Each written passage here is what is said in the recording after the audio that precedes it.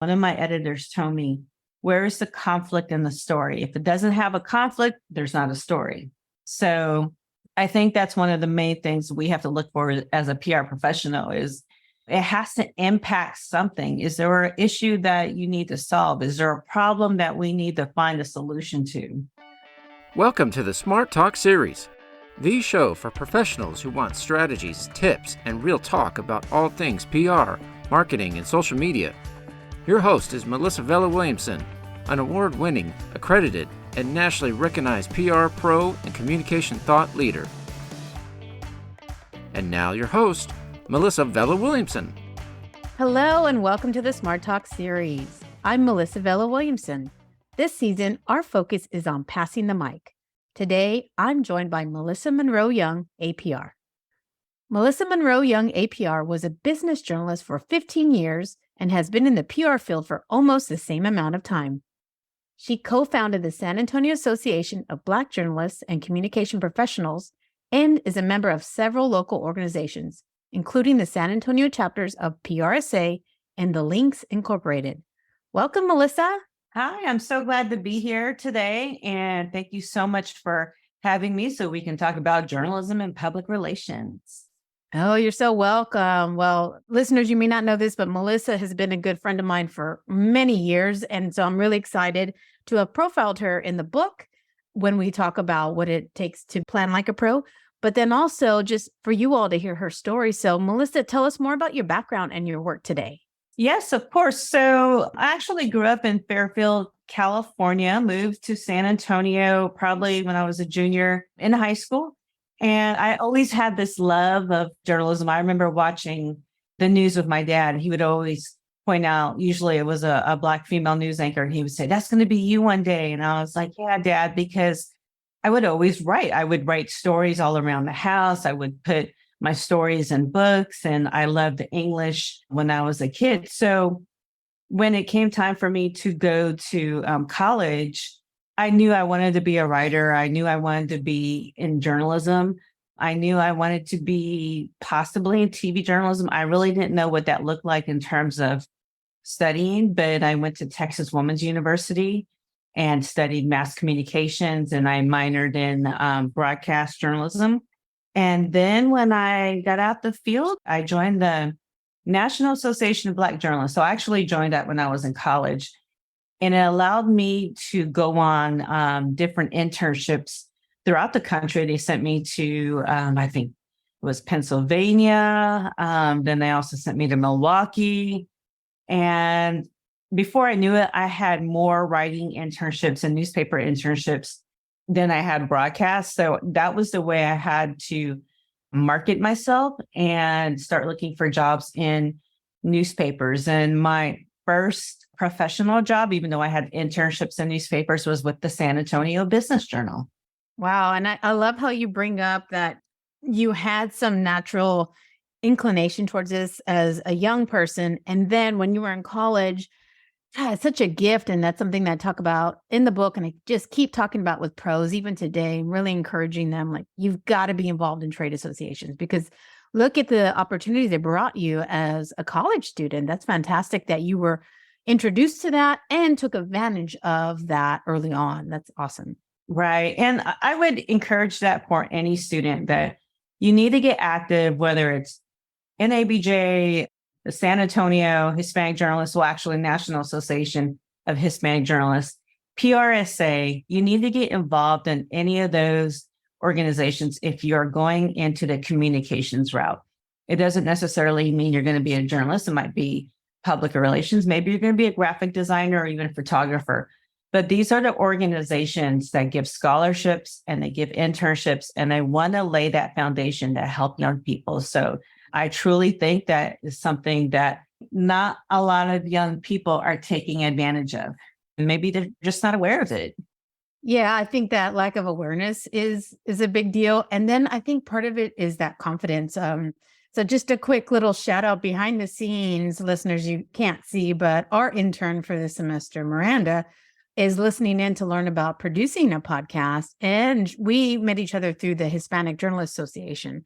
So there is even opportunity across communication industries to learn about the differences of different types of work. So that's a great segue too. So proof there that Miranda is a benefit from an experience like you're suggesting, Melissa.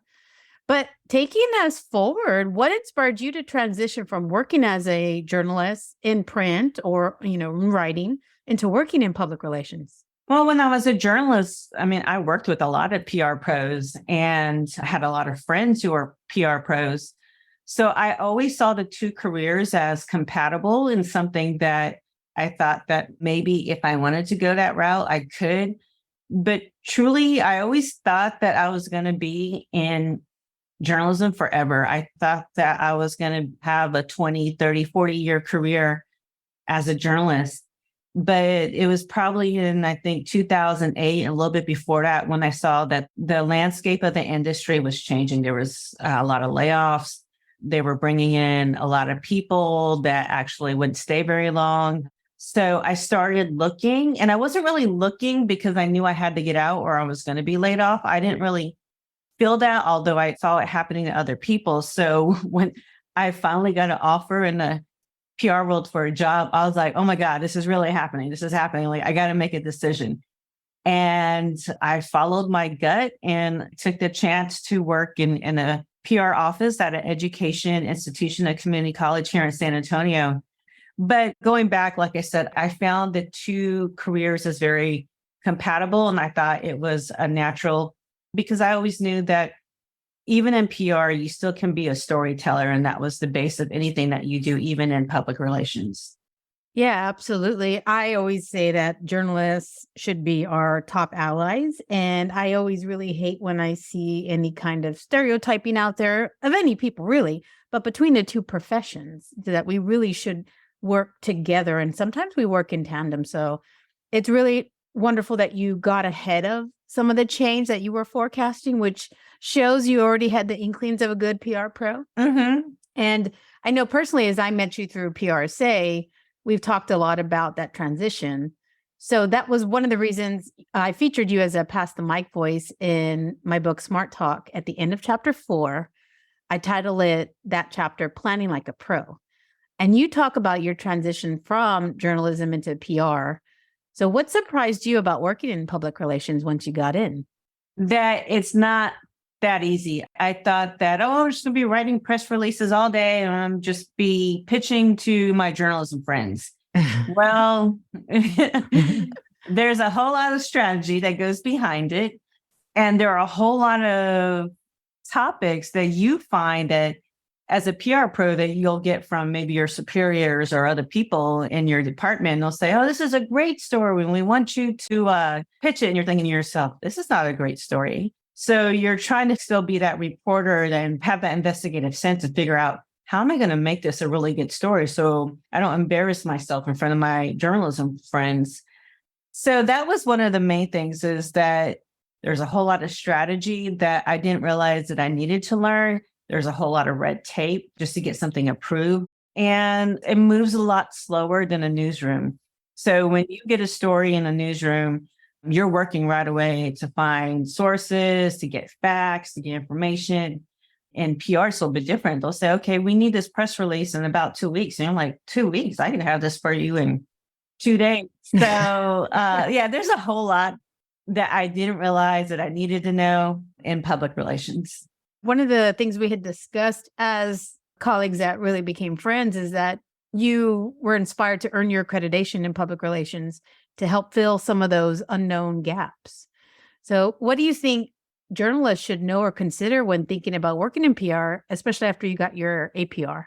I think that if you are a journalist and you're going into public relations, you really should consider getting in the accreditation in public relations.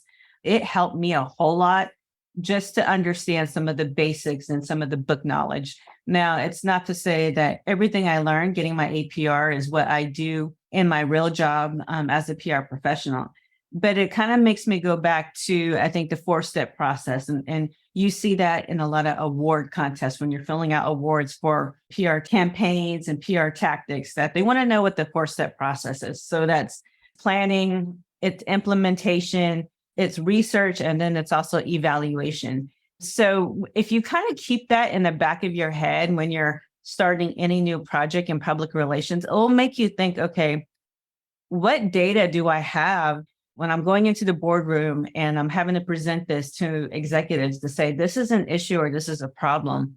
How do I know I was successful with this press release or all the things I did with this campaign? Not only the press release, but maybe the social media part, maybe reaching out to different journalists, maybe even, having some grassroots public relations. How do I know I was successful? And that's when evaluation plays a part into it. And that goes back to the accreditation process. And I learned that in the accreditation process. Now, let me tell you that this test isn't easy. I took the test, and I'm not ashamed to say this, that I took the test. I think it was either 3 or 4 times. And the last time I took the test, I remember I said, okay, I have to pass it this time. And it wasn't until I got my head out of being a journalist and start thinking like a PR pro is when I finally passed the test. So I had to kind of get my mindset of journalism, and start thinking like, hey, as a strategic PR professional, how would I do this? That's when I passed the test. Yeah, that's a great point. So chapter 4 is really me trying to break down in more easy to understand terms, how to do that 4-step process that the Public Relations Society of America recommends, which is research, planning, implementation, and then evaluation, right?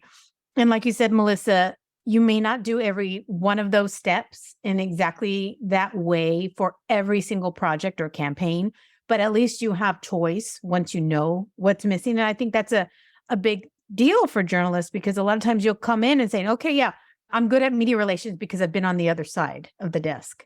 Well, maybe so. And you probably absolutely understand what's newsworthy, but understanding how to put together an integrated marketing campaign that has media relations plus, right, paid advertising and social media strategy, and what is that website need to look like, and the owned parts you need to create. So I think it's all really relevant. And so what I try to do in that chapter is break it down.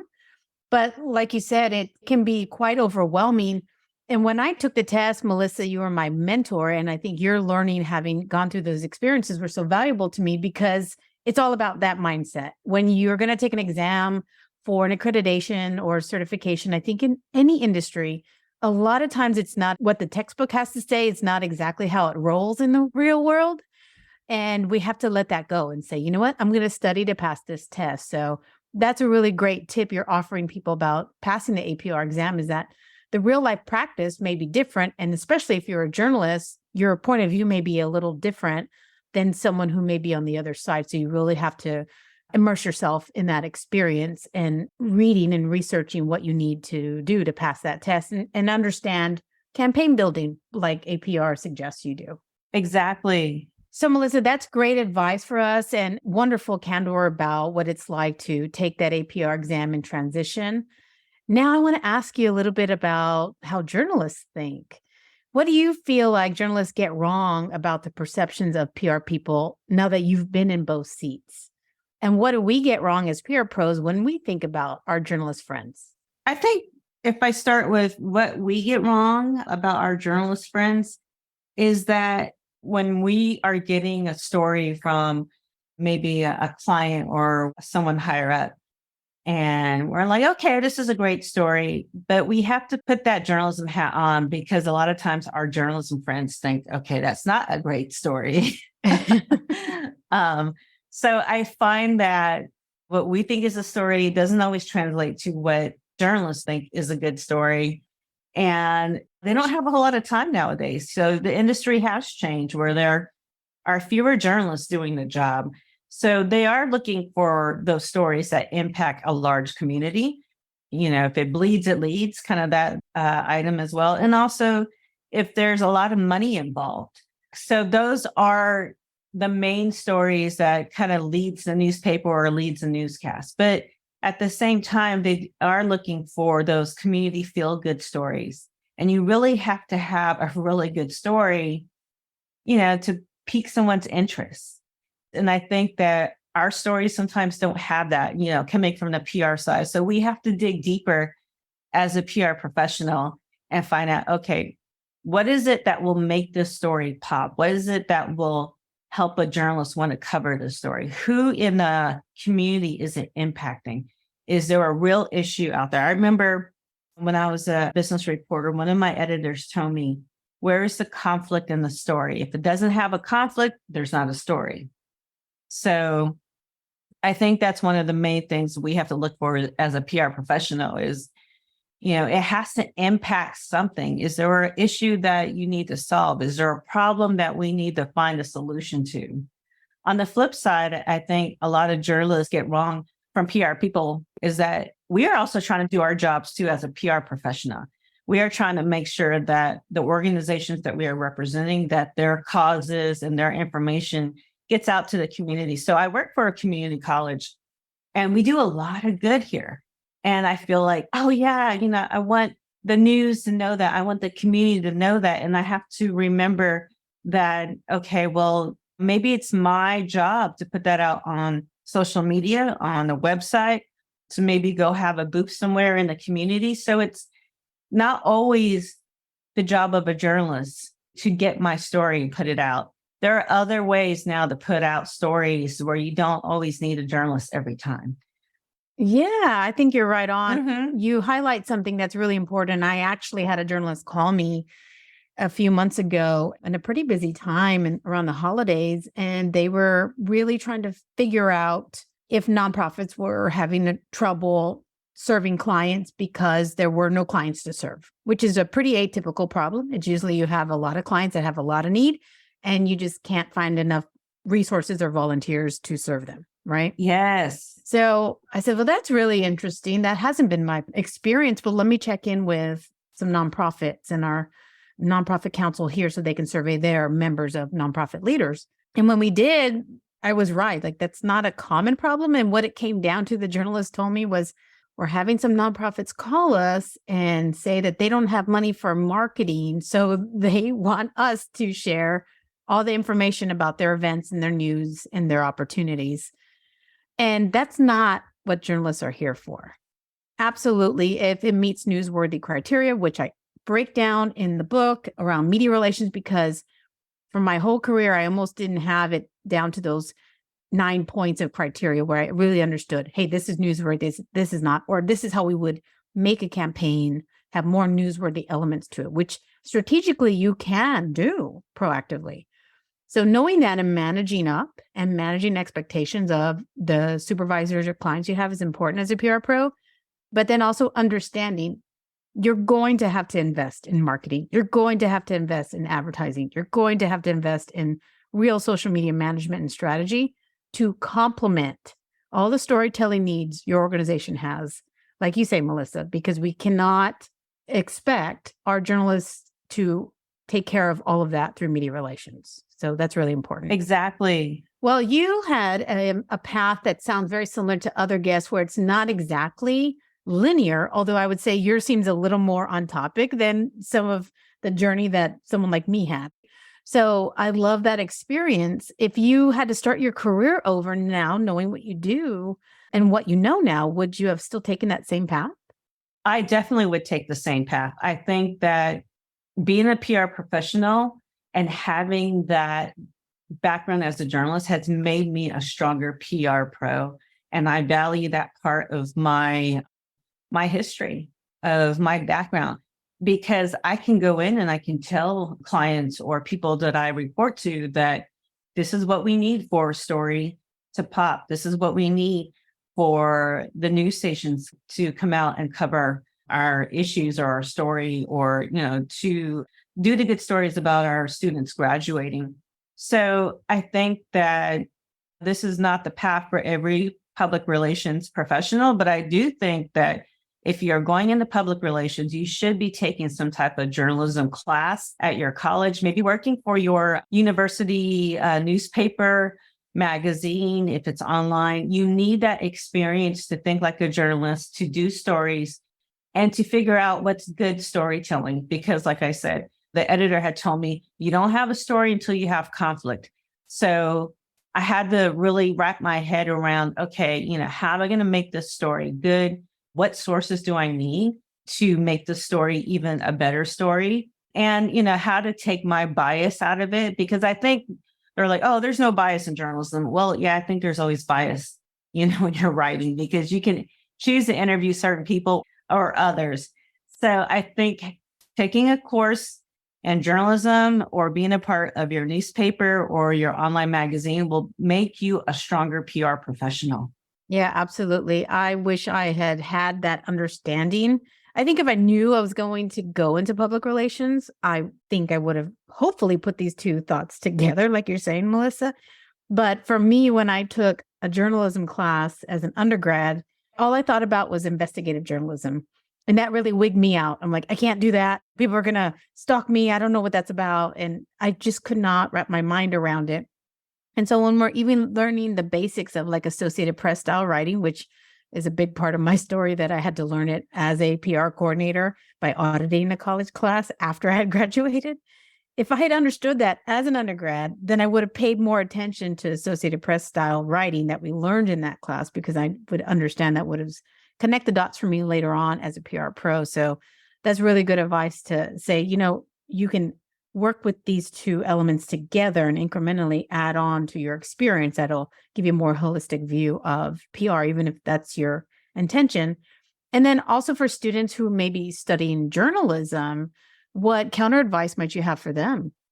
I wish PR classes or PR tracks would combine them both in terms of there should be some type of journalism element in a PR type of studies program, vice versa. There should be some type of journalism element in a PR studies track, because I think they're so intertwined that it needs to be taught to anyone in communications, because you never know. You start off as a journalist and then 5 years down the road, you get laid off and you need to go into PR. That's pretty common, vice versa. You start off as a PR pro and then you think, okay, I want to go back to writing, or I think I can, be a part of this magazine. And so you need the basics of storytelling and AP writing and all that. So I would love to see college programs evolve that way. But I think even if you're in public relations, you should be taking some type of AP style writing course. You should be taking some type of English course. You should be taking some type of storytelling course, basically, because I see too many students who come in here and they're either interns or they're working for our PR team and they don't know how to put a press release together. And I'm thinking, okay, you want to stay in this PR field, that's your intention, but you don't know how to write a press release. You don't know how to interview people. You don't know how to just write a story. And that's kind of mind-boggling to me. But after a while, I have to okay, stop being so judgmental. Let me do a little mentoring. Let me, kind of school them a little bit and let them know, okay, this is what it's going to have to take. And this is what I need for you to learn in order to do your job.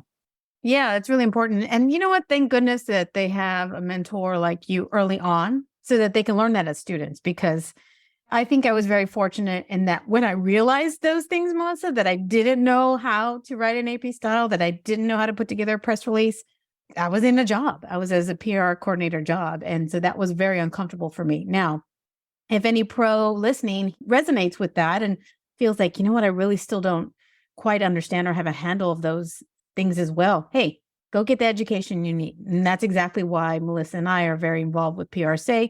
For me, it's been the continuing education I've needed my whole career, but then also cross-pollinating with our friends from the Journalists Associations teaches me a whole lot about how journalists think and what their needs are and how they're evolving. So really great advice there.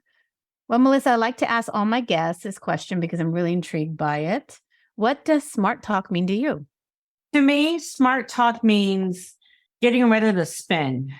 And I know spin is kind of like an old word we used to use in public relations. Well, it still exists.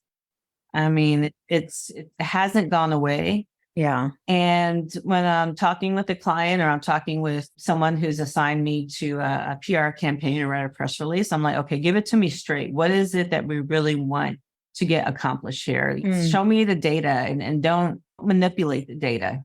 What is the issue here?